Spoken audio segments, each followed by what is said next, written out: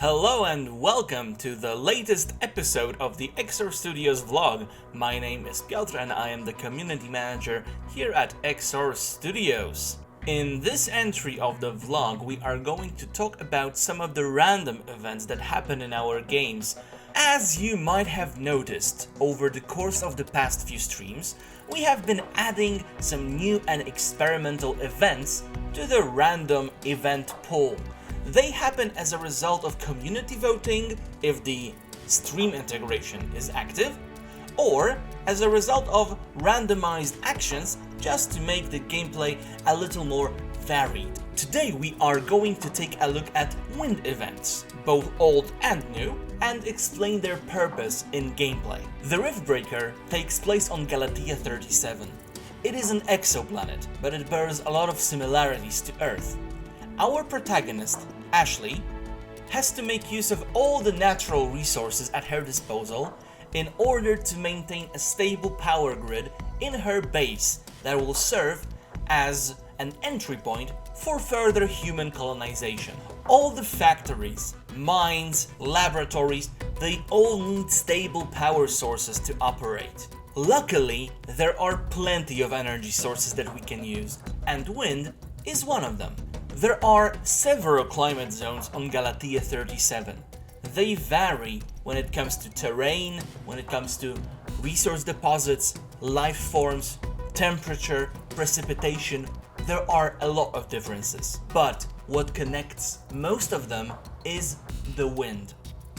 In the temperate climate zones, wind is not strong enough to pose any threat to Ashley or her precious equipment, but it is sufficient to gather energy from, thanks to using wind turbines. There are also places like the desert.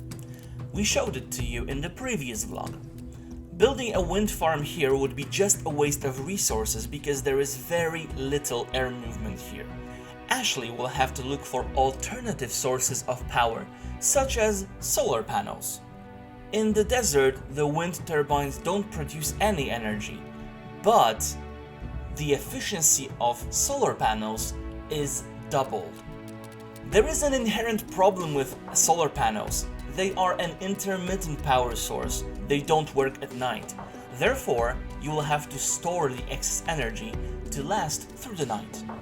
Galatean weather can be hard to predict sometimes, and violent swings and changes in wind speed are quite common.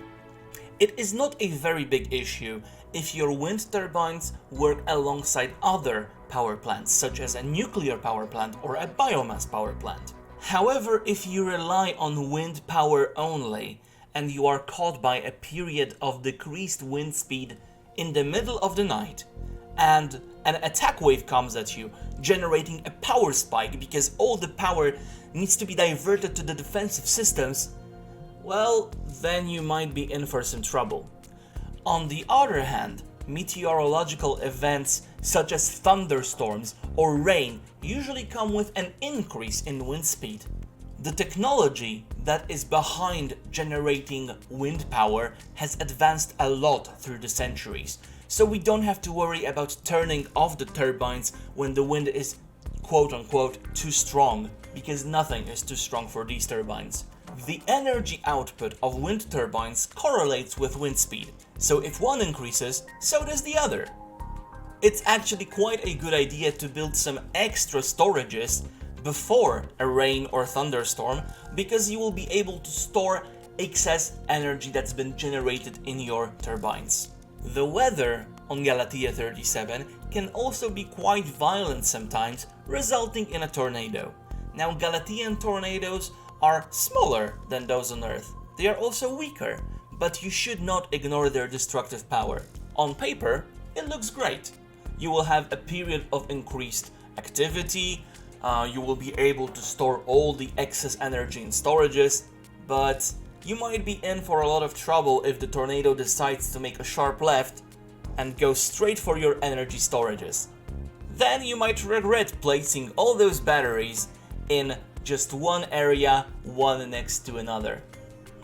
These events can happen at random during regular single-player gameplay, but they can be also voted in by the audience of a stream if you connect our game to your streaming account.